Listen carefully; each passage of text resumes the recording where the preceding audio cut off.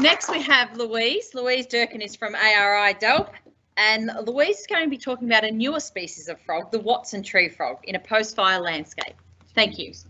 Yes, so I'm Louise, and I'm going to be talking about Victoria's most recently described frog, the Watson's tree frog, also known as the large brown tree frog, in our post-fire landscape. But I'd also like to begin by acknowledging the traditional owners of the lands we're meeting on today and of the areas where the frog is found. And also acknowledge that this work is by no means my own, but it's been a collaborative effort by a group of ecologists and land managers, in particular Delp staff in East Gippsland and Consultants Wildlife Unlimited.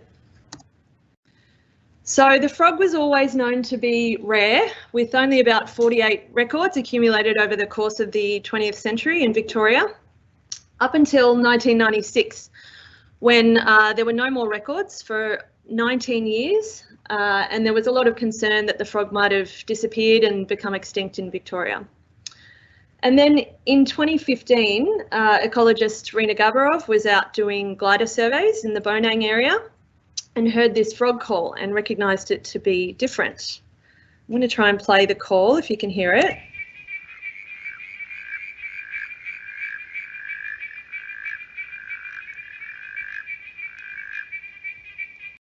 That's what it sounds like. And it was a significant discovery. It made newspaper headlines at the time. The media was badging it the Lazarus frog. And so also only a few months ago, this paper came out redescribing the species, splitting it into two. So we now have a northern form, which has kept the name Latoria littlejohni, found around Sydney, and our southern form in southeast New South Wales and here in East Gippsland, given the name Latoria watsoni in honour of frog researcher Dr. Graham Watson. So it's still widely known as the large brown tree frog, but I'm going to be using the common name Watson's tree frog today. And most of what we know about the frog is based around a few known breeding sites. So it's a forest-dependent species. It's never been recorded from cleared areas. And they breed in these small standing bodies of water throughout the forest. So puddles on the side of the road, culvert drainage ditches, upturned logs where rain might pool for months. And some of these places are really quite vulnerable to drying up before the tadpoles have a chance to develop into frogs. There seem to be breeding peaks in the spring and the autumn, especially after heavy rainfall, which triggers calling and breeding. But the patterns are quite variable. They may breed year round as well. They have a pretty low reproductive output for a frog that size. Females produce around 70 eggs in a clutch. Other closely related frogs will put out hundreds of eggs in a clutch. And we really know next to nothing about their non-breeding habitat, including how far they'll move between the breeding habitat and the non-breeding habitat, and dispersal distances are unknown. I'm going to show a few maps to illustrate the story of the frog since the rediscovery. So these brown triangles show historical records up to 1996. And after 2015, the first broad-scale targeted survey was aiming to find as many new sites as possible with the frog. So Lucas Bluff from Delp in Bairnsdale developed a habitat distribution model which directed survey effort to these areas of most likely habitat, shown by the crosses on the map. And then survey teams from Wildlife Unlimited went out and drove all the tracks in these areas and searched for potential breeding sites, which were then visited at night and surveyed using standardised periods of listening for the frog, call playback, and spotlight searching. And 662 sites were identified and surveyed that year in spring and autumn, which resulted in just 21 sites with detections of the frog, which was a really a low detection rate, only 3.2% of sites surveyed. And notice that the area with detections is smaller than both the area surveyed and the area with historical records. A couple of years later, another broad-scale survey was conducted, which expanded the search area to other likely areas in the east and the west, shown by the crosses north of Buchan and east of Cairn River.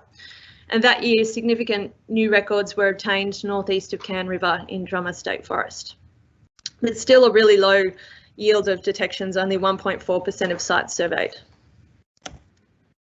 And then, as we all know, before that survey was even finished, the Black Summer bushfires burned through extremely large tracts of East Gippsland, including its estimated over 85% of Watson's tree frogs range, and half of that at high severity.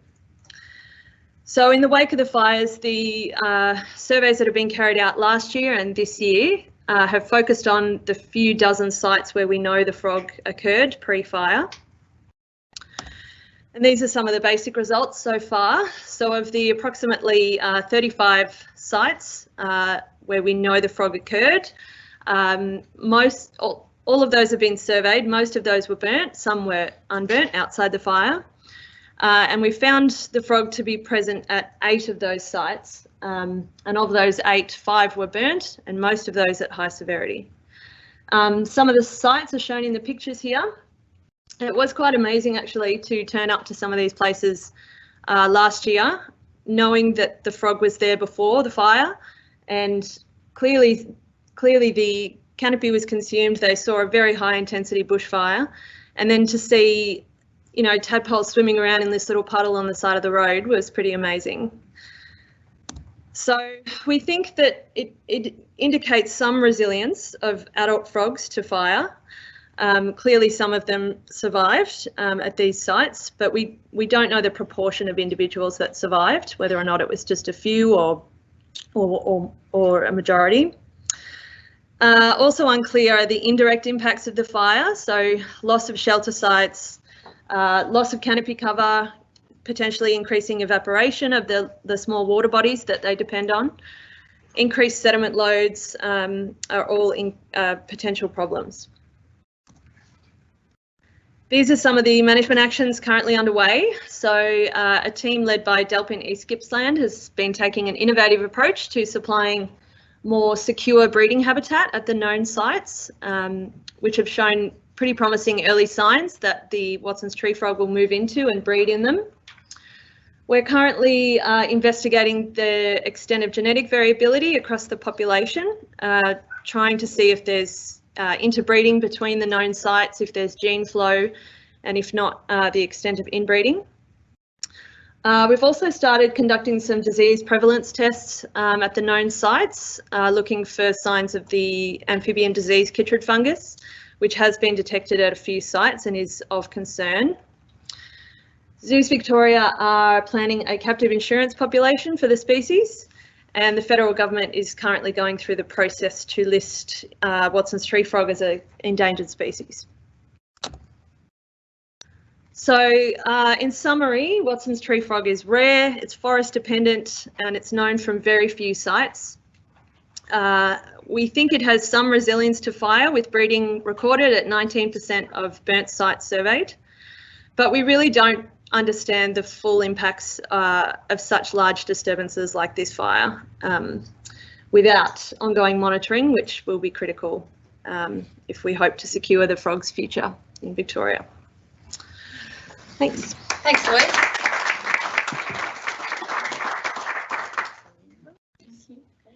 I've got time for one very quick question for Louise. Tom, do you want to stand here? Oh, so that Kate can see you. It seems from the numbers that this is a species in decline and fires adding to that. How much do you think detectability is playing a role in that trend? I think it could be. I think we're a bit of a way yet from being sure that we have a top-notch detectability method. There have been some preliminary testing to make sure that we're going out only under the optimal conditions. But the past couple of years, I think, have I don't know, made us second guess whether or not we've got it right yet. So we've been doing some trials with acoustic recorders and automated detection, and there may be some plans for environmental DNA detection in the pipeline as well. Great. Thanks, Louise. Thank you.